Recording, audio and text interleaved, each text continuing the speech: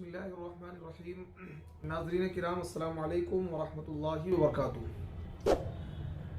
देखिए, हम गुफ्तगू कर रहे हैं इमाम मेहदी आने वाले हैं और आपके सामने 14 पार्ट आ चुके हैं और आज ये 15वां पार्ट है और हम तज़किरा कर रहे हैं अलामात मुतवस्सिता का। अलामात बईदा पूरी हो चुकी हैं बहुत पहले ही। ये ज़माना जिस ज़माने से हम और आप गुज़र रहे हैं ये अलामात मुतवस्सिता का ज़माना है और अब अलामात मुतवस्सिता का ज़माना अपनी इंतहा को पहुँच चुका है। अन करीब में इमाम मेहदी का ज़ुहूर होने वाला है। इसी वजह से मैंने अलामात मुतवस्सिता का तज़किरा बहुत तफसील के साथ किया है। यानी 3 पार्ट में मैंने अलामात बईदा का तज़किरा किया और उसके बाद 11 पार्ट अलामात मुतवस्सिता के आ चुके हैं। अभी 3 पार्ट और यानी अलामात मुतवस्सिता के आएंगे। ये 15वां पार्ट है, इसके बाद 16वां और 17वां। ये 17 पार्ट यानी 3 उसके निकाल दें तो 14 पार्ट अलामात मुतवस्सिता के होंगे, क्योंकि बहुत सारी अलामात मुतवस्सिता हैं जिनको आप अपनी नज़रों से देख रहे हैं और मैं उनका तज़किरा कर चुका हूं और यकीनन आप उनको सुनकर समझकर ये कह रहे होंगे कि हाँ ये अलामतें पूरी हो चुकी हैं और हो रही हैं, हम अपनी आंखों से देख रहे हैं।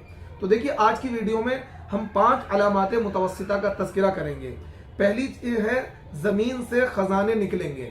दूसरी अलामत है उम्मत में इख्तिलाफ बहुत ज़्यादा होगा। तीसरी अलामत मुतवस्सिता है लोगों का यकीन इल्म नुजूम पर हो जाएगा, यानी इल्म नुजूम पर लोग यकीन करने लगेंगे।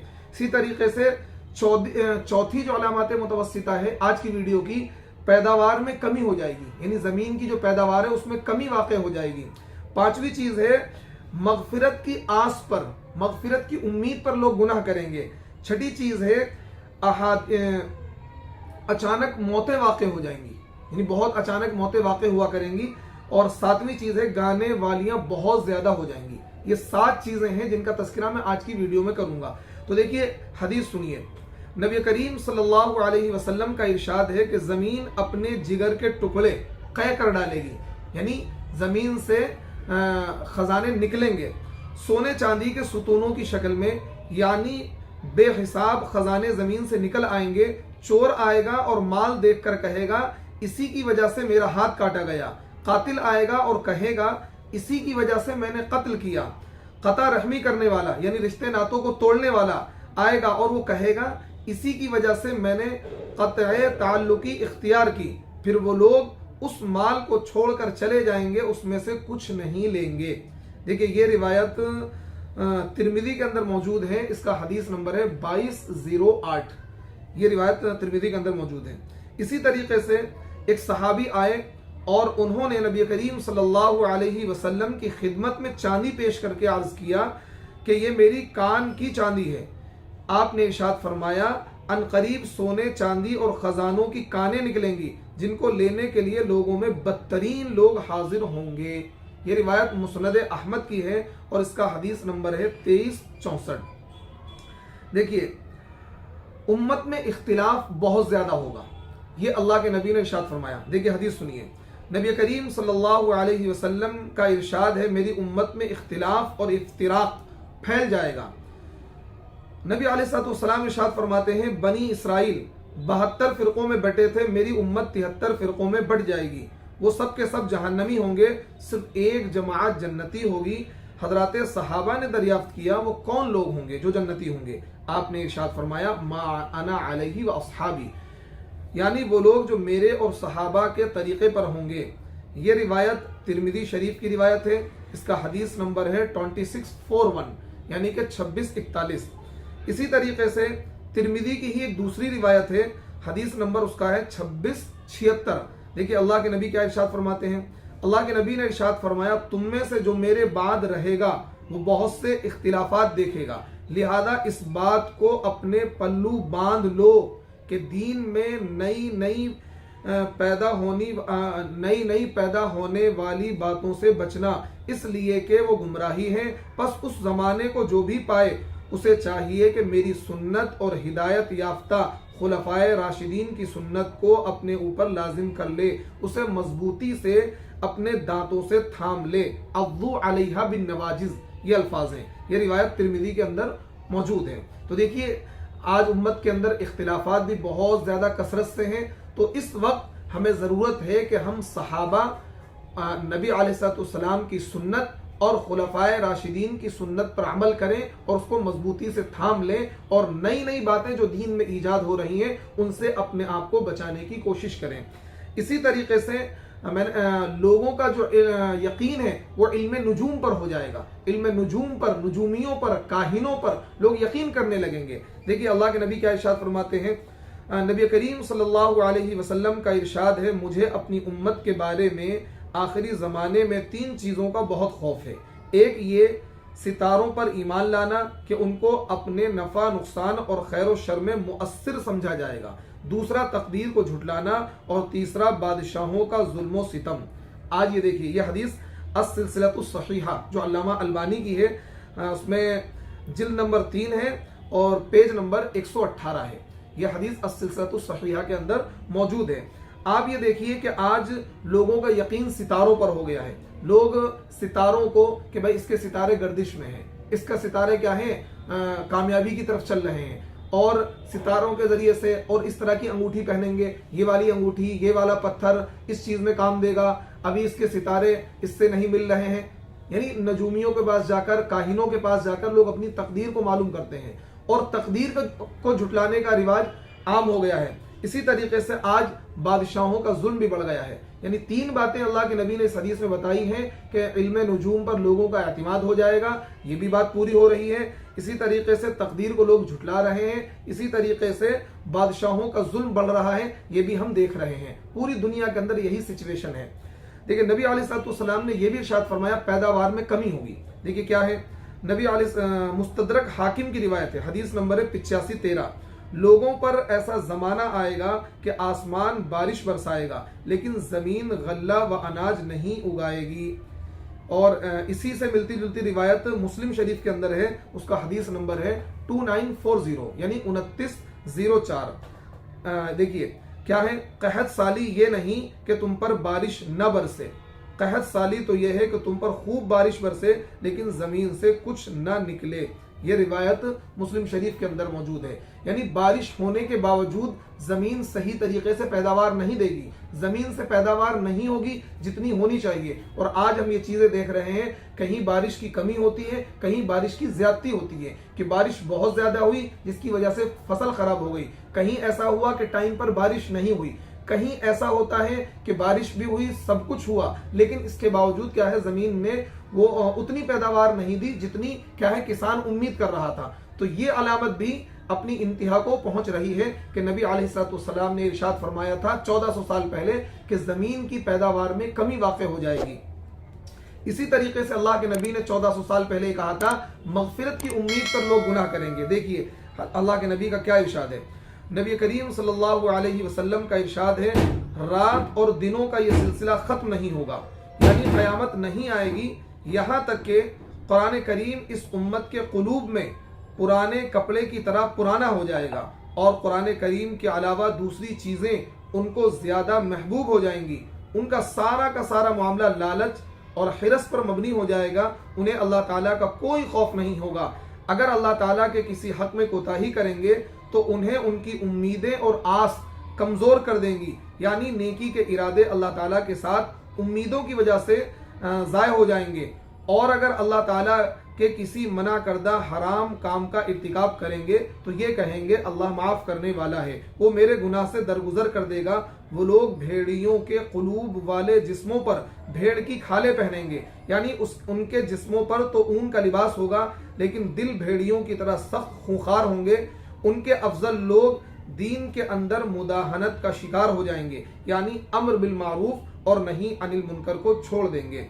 तो देखिए ये रिवायत मौजूद है। इसी से मिलती जुलती रिवायत शुआबुल ईमान के अंदर भी मौजूद है जिसका हदीस नंबर 10-351 है। और ये जो हदीस मैंने पढ़कर सुनाई है ये मुस्नदुल हारिस की रिवायत है, हिलियतुल औलिया की रिवायत है।